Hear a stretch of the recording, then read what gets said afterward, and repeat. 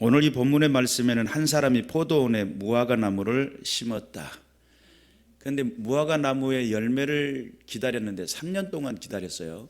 근데 무화과 나무는 계속 자라기만 하지 이파리만 무성하지 무화과 열매를 맺혀지지 않는 겁니다. 주인 입장에서는 무화과 나무가 이상하죠.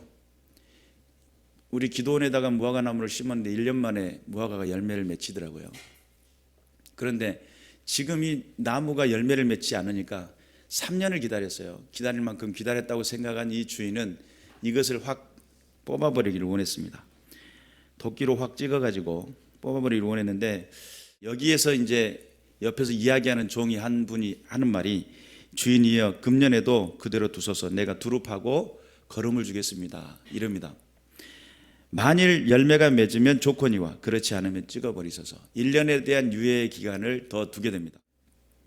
그냥 무화과 나무를 심어 놨는데 열매를 맺지 않는 이 무화과 나무예요. 지금 열매에 대한 관심이 여기는 주된 포인트인 것 같아요. 그래서 열매를 맺어야 되는데 거름을 주고 또 3년을 기다리고 준비했는 그 과정 중에 열매를 맺어야 되는데 열매를 맺지 못하는 이 무화과 나무, 이 비유의 말씀을 하기 이전에 어떤 사건이 한 가지가 있었습니다. 이제 13장 1절에서부터 5절에 나타나는 그 사건인데 우리는 이제 읽지는 않았지만 이 사건이 있은 다음에 오늘 이 비유의 말씀이 이해라고 시작을 하죠. 그래서 이해 비유로 말씀하시되, 앞에 있는 이야기를 이어가지고 예수님께서 비유의 말씀을 든 거예요. 이 앞에 있는 사건은 어떤 거냐면, 빌라도라고 하는 빌라도 총독, 당시 예수님을 십자가에 못 박게 내어준 사람이 빌라도죠. 이 빌라도라고 하는 이 사람이 이제 당시 예수님에 대해서는 조금 예수님에 대한 강경책을 하지 않고 자꾸 미루잖아요. 손을 씻어버리고 나는 관계가 없다 뭐 이러면서 미루는 모습을 봐서 빌라도가 조금 유한 사람이구나, 괜찮은 사람이구나 이렇게 생각할 수 있는데, 실질적으로 빌라도는 그렇게 괜찮은 사람이 아니에요. 당시 성전 기금으로 성전을 수리하고 또 성전의 어떤 비용을 하기 위해서 준비된 기금이 마련됐어요. 헌금함 같은 그런 식으로 해서 성전 기금에 마련된 그 금액을 자기 마음대로 임의적으로 가져다가 건설에 관련된 일들을 그 금액을 갖다가 썼단 말이에요. 그것 때문에 유대인들이 많이 싫어했어요. 막 화가 나고 밀란이 일어날 것처럼 막 분위기가 막 험악해지게 되는 그런 상황이 벌어지게 돼요. 그때 이제 이 빌라도가 갈릴리 사람이 제사를 드리러 온 몇 사람을 죽여버리는 사건이 발생을 하게 돼요. 이제 그 사건을 가지고 두어 사람이 찾아와 가지고 예수님에게 빌라도가 갈릴리 사람 몇 사람을 죽였대요, 이렇게 이야기를 전달해 주는 과정이에요. 근데 보면 지금 현재 갈릴리라고 하는 이 지역에 대한 약간의 폄하하는 경향성이 있고, 또 유대인들은 그들을 향한 우월 정신이 있어요. 그들은 보다는 내가 더 낫다 이런 개념이 있어요. 그래서 갈릴리에 대한 어떤 폄하하는 그런 뉘앙스를 가지고 갈릴리 사람들이 죄가 많아서 그런 벌을 받은 것 같아요 라고 하는 듯한 이야기를 전하지 않았을까. 성경 그렇게 이야기하고 있지는 않은데 그렇게 추정을 할 수 있는 그 근거는 뭐냐면, 누가복음 13장 2절에 예수님이 답변을 합니다. 대답하여 이르시되 너희는 이 갈릴리 사람들이 이같이 해 받음으로 다른 모든 갈릴리 사람보다 더 죄가 더 있는 줄 아느냐라고 하는 이 장면은 예수님이 그들의 이야기를 듣고 발끈하신 거예요. 느낌이 그러죠. 대답하여 이르시되 다른 갈릴리 사람보다 더 이 사람들이 죄가 많아서 그런 줄 아느냐라고 했을 때 예수님이 여기서 죄에 대한 언급을 하시잖아요. 그러니까 이 이야기를 전달했던 이 사람들이 예수님께 갈릴리 사람들이 죄가 많아가지고 라고 하는 것에 대해서 저들이 저주 같은 그런 형벌을 받은 것 같아요 라고 전달한 것 같은 그런 느낌을 받습니다. 어찌됐든 간에 예수님은 그들의 대화를 듣고 화가 났어요. 그러면서 갈릴리 사람들이 해받는 것은 모든 갈릴리 사람들보다 죄가 많아서 해를 받은 게 아니다. 그리고 한 가지 비유를 들기를, 실로암에 망대가 있어요. 망대가 있는데 그 망대가 무너지면서 18명이 죽어요. 실로암의 망대가 무너지면서 18명이 죽었는데 예루살렘에 그한 다른 모든 사람보다 죄가 더 있어가지고 그 18명이 죽은 줄 아느냐? 아니라는 거예요. 그리고 하시는 말씀이 5절에 너희도 만일 회개하지 아니하면 이와 같이 망하리라. 그 말씀을 회개하지 않으면 이와 같이 망하리라 라고 말씀하신 다음에 바로 오늘 비유의 말씀 이에 그러면서 비유로 말씀하시되 라고 하면서 말씀이 전개가 돼요. 그러니까 회개라고 하는 것을 예수님은 요구하고 계시잖아요. 이게 여러분 세례 요한이 이 땅에 오셔가지고 회개하라 천국이 가까이 왔다 이런 복음의 말씀을 전할 때가 있었어요. 그런데 세례 요한이 복음을 전할 때 회개에 합당한 열매를 맺어라 이렇게 말씀을 하시거든요. 복음을 전하면서 회개에 합당한 열매를 맺어라. 합당하다라고 하는 것은 회개했다면 삶 자체가 그 삶으로 바뀌어져야 된다는 거예요. 과거에 내가 도둑질하던 사람이에요. 예를 들면 앞에 목사가 도둑놈이었구나 이게 아니에요. 자, 과거에 내가 도둑질하던 사람이에요. 그러면 회개했다면 어떤 삶을 살아야 돼요? 도둑질하면 안 돼요. 회개했다라고 하는 개념은 뭐냐면 과거에 내가 도둑질했던 사람인데 회개한 사람은 이제는 앞으로 도둑질하지 않을게요. 이게 결론이에요. 이게 회개에 합당한 열매예요. 오늘 이 무화과 나무에 열매가 없는 것은 이스라엘 백성들의 자기들의 그 우월성 또한 선택받았다라고 하는 선민의식 그들 가운데 하나님 앞에 의롭다고 하는 의로운 삶을 산다고 했지만 실제적으로 그들 안에는 겉으로는 의로운 행위가 있는 것 같지만 그 내면에는 이미 썩어져 있고 회칠한 무덤이더라는 거죠. 인생 속에 바른 인생, 바른 가치관을 살아가되 내가 과거에 내가 어떤 잘못을 했든지 간에 회개를 했다면 회개한 삶으로 살아가야 돼요. 여러분 구원관이라고 하는 개념을 한번 생각해 볼 필요가 있어요. 구원이라고 하는 것이 구원은 죽어서 천국 가는 거 이렇게 생각을 하실 수가 있어요. 약간 구원 그러면 추상적인 개념으로 느껴질 때가 있어요. 그런데 우리가 분명히 깨달아야 돼요.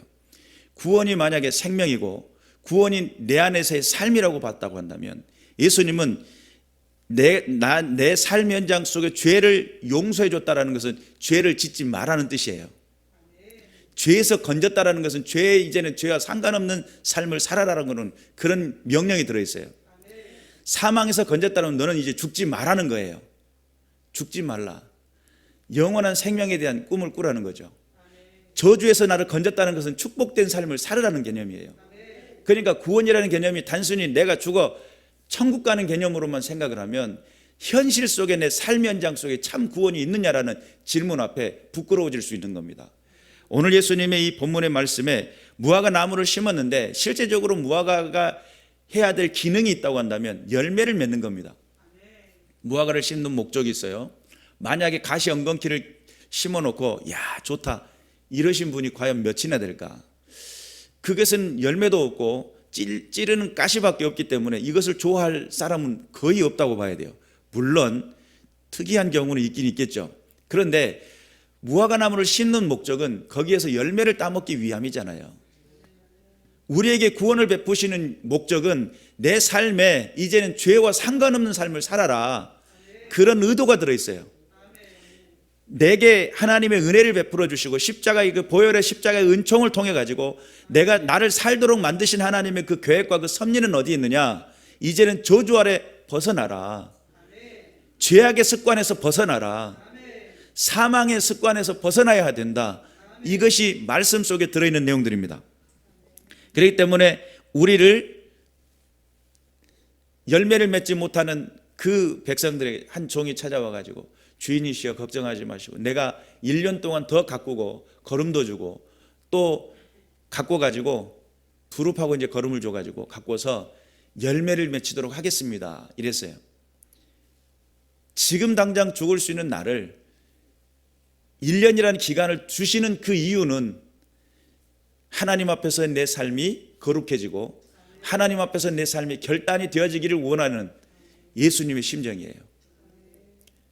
예수님께서는 지금 여기서 왜 화를 냈냐면 갈릴리 사람들에 대한 당연시 저들이 죄가 있기 때문에 저들이 저런 벌을 받는 것 같아요 라고 했을 때 형제에 대한 우애가 없는 것, 다른 사람의 아픔에 대해서 가볍게 이야기하는 것, 그들이 행동하는 그 모든 그 모습 속에 예수님은 거기에 이제 우리 말로 표현하자면 빈정이 상하셨어요.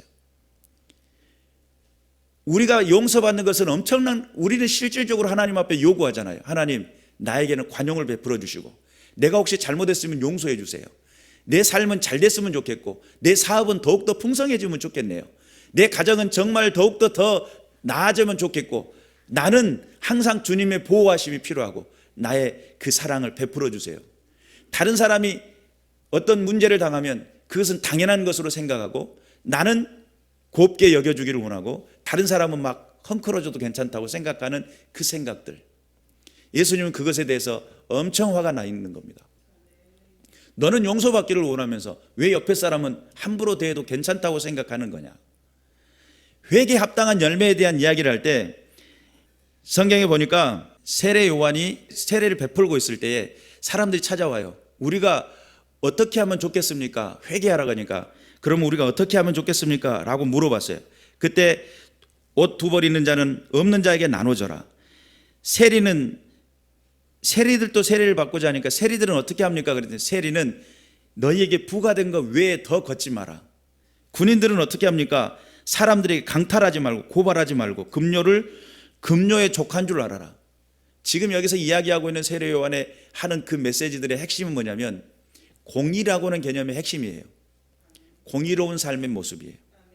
내게 주어진 삶에 만족할 줄 알고, 분수에 만족할 줄 알고, 내가 관계 맺는 모든 사람에게 내가 필요로 한다면 저 사람에게도 필요로 한다라는 거, 내가 긍휼이 필요하다면 저 사람도 긍휼이 필요한 거, 그러면서 다른 사람 위에 내가 있다라는 개념이 아니라 함께라는 개념을 가질 줄 아는 거, 이런 개념이 실질적으로 회개에 합당한 열매라고 세례 요한은 그렇게 말씀을 했어요.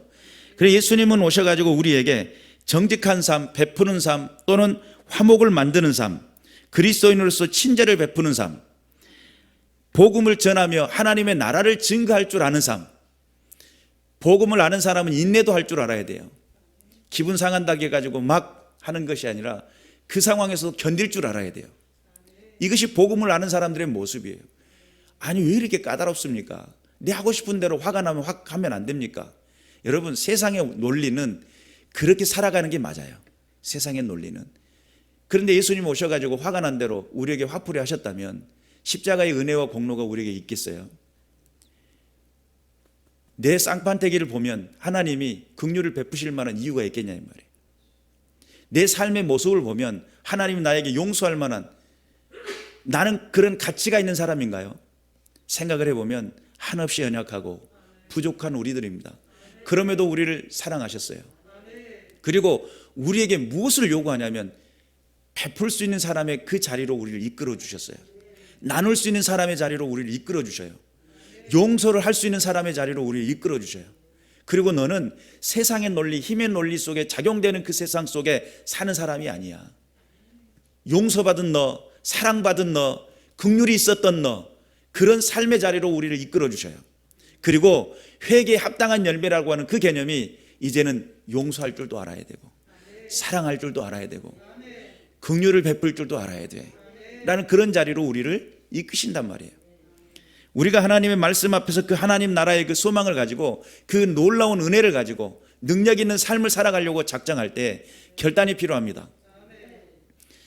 세상 논리 속에 세상이 원하는 그 흐름대로 내가 막 살아가는 것이 아니라 하나님께서 원하시는 그 은혜의 자리에 부름받았기 때문에 은혜 있는 삶에, 은혜 있는 이야기로, 은혜 있는 삶의 모습을 통해 하나님께 영광을 돌릴 줄 아는 믿음의 군사들이 되어야 될 줄로 믿습니다. 그래서 예수님이 그런 호산나 다윗의 자손 예수여 뭐 이런 장면 기억나죠?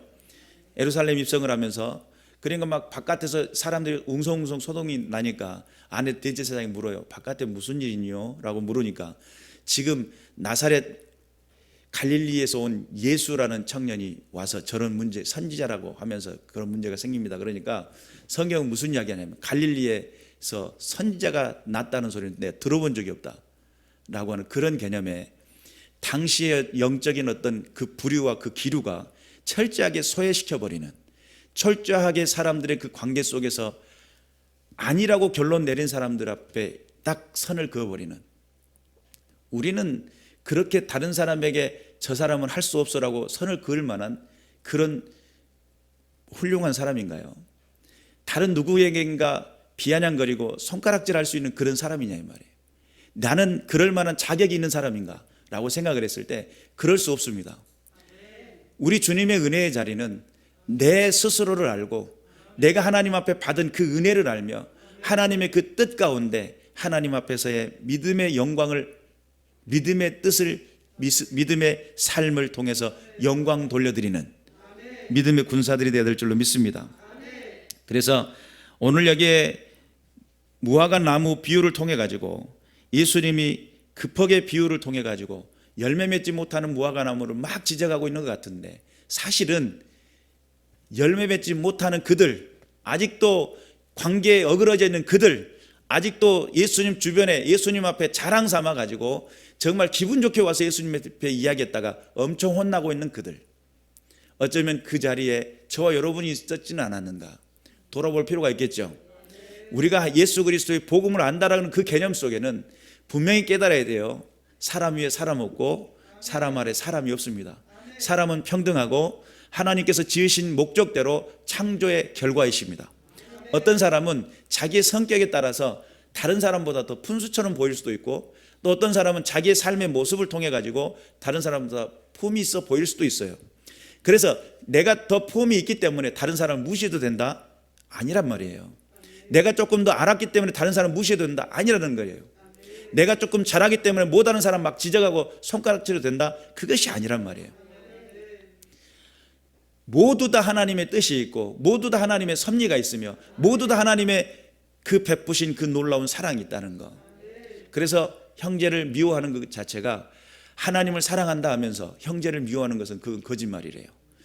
형제와 더불어 가까이 하고 대면하며 그들의 아픔을 이해할 줄 알고, 예수님 어느 날 그런 이야기 하죠. 곡하는데 함께 울어주는 사람이 없고 피리를 부는데 함께 춤추는 사람이 없다.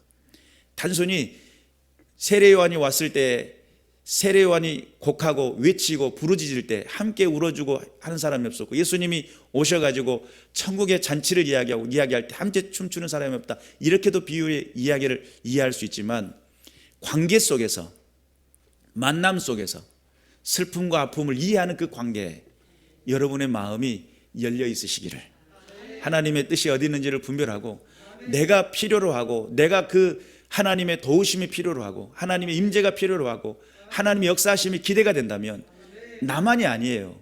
어떤 사람은 하나님이 어쩌면 나만의 하나님 같다고, 그 나만의 하나님이 저 옆에 사람에도 하나님이라니까요. 그 개념을 잘 이해하셔야 돼요. 전번에도 제가 말씀을 드렸잖아요. 교회 나온 사람은 안 아픈 손가락, 예수 안 믿는 사람들은 아픈 손가락. 근데 교회에 나왔는데도 조금 아픈 사람이 있다겠죠. 조금 아픈 손가락. 예수님을 제대로 믿는 사람들은 안 아픈 손가락. 그러니까 주님 입장에서는 다 같은 자녀이고 다 같은 백성이며 다 같이 구원하고 싶은 하나님의 그 열망이 있어서 예수 그리스도의 그 십자가의 사건이 힘이고 능력이라고 하는 사실, 우리는 이 부분에 대해서 이해해야만 합니다. 우리가 무엇으로부터 구원을 받았는지, 예수님이 십자가에 왜 죽으셨는지, 예수 믿고 구원받고 천국 간대, 이 개념으로만 이야기하면 잘못하는 거예요. 내가 예수 믿는다라고 하는 개념은 이제는 세상의 수단과 방법을 내려놓겠다는 뜻이거든요. 하나님을 믿는 믿음 안에서 삶을 살겠다고 결정하는 겁니다. 그러면 예수님이 무엇 때문에 눈물을 흘리셨고 무엇 때문에 십자가를 지셨으며 무엇 때문에 당신의 모든 것을 내어주셨는지, 무엇 때문에 당신의 그 희생이 나를 살게 했는지, 내가 무엇 때문에 죽어가는지 그걸 이해할 줄 알아야 돼요. 관계와 만남의 회복이 주 예수 그리스도 이름 안에서 회복되시길 바라고, 하나님 앞에 올려드릴 만한 그 아름다운 열매를 맺는 믿음의 군사들 되시기를 주님의 이름으로 축원합니다. 그래서 하나님 앞에 늘 깨어있고 주께서 원하시고 기뻐하시는 뜻이 어디 있는지를 분별하는, 바울 목사님이 그런 이야기를 합니다. 우리를 젖붙였다고 그래요. 돌 감람나무 같은 나를 참 감람나무에 젖붙였다는 거예요. 실은 나는 돌 감람나무 열매를 맺도록 되어 있는 구조상 그래요. 그러니까 늘 폄하하고 늘 헐뜯고 남 이야기할 때 기분이 쌤통이고 막 이야기하면서 기분 좋아. 막 왜 좋은지 모르게 막 기분이 좋아. 이제 그런 구조를 가지고 있었던 나, 부정적인 이야기라면 그렇게 기분이 좋은지 몰라. 누가 잘못됐다니까 기분이 좋아가지고 입이 이렇게 걸려서, 이런 구조를 가지고 있었던 내가 예수 그리스도의 그 은혜 가운데 딱 들어가니까 그 가운데서 주님이 주신 그 은혜를 공급받으면서 부정적인 것이 사라지게 돼 있어요. 그게 정상적인 신앙이에요. 하나님 안에서 믿음을 가졌다라고 하는 것은 그 모든 것들 가운데 새로워지는 경험을 체험하는 겁니다. 아직도 내 입에 쓴소리가 나오고 아직도 내 입에 공격적인 공격 성향이 있다고 한다면 회개할 필요가 있습니다. 하나님 우리에게 은혜의 자리로 부르고 계신다는 사실을 믿으시기를 주님의 이름으로 축원합니다. 그래서 온전히 주께서 원하시고 기뻐하시는 믿음의 삶의 자리로, 하나님 앞에 신실하게 능력 있는 믿음의 삶의 자리로 나아가시기를 주님의 이름으로 축원합니다. 무화과 나무 비유를 통해 가지고 찍어서 버려 없어져야 될 나인데도 불구하고 또 1년의 유월을 두어서 두릅하고 거름을 줄 테니까 1년만 참아주세요 하는 주님의 음성이 오늘 저와 여러분의 귓가에 들리시길 바라고, 하나님 내가 주님 앞에 믿음의 삶을 살게요. 믿음의 삶의 자리로, 열매 맺는 자리로 나갈게요. 과거에 내 쓴소리, 내 과거의 모든 죄의 습관을 이제는 버릴게요. 주님 뜻대로 살겠습니다라고 하는 믿음의 결단이 일어나셔서 오직 하나님께 영광을 돌려드리는 믿음의 군사들 되시기를 주님의 이름으로 축원합니다. 기도하겠습니다.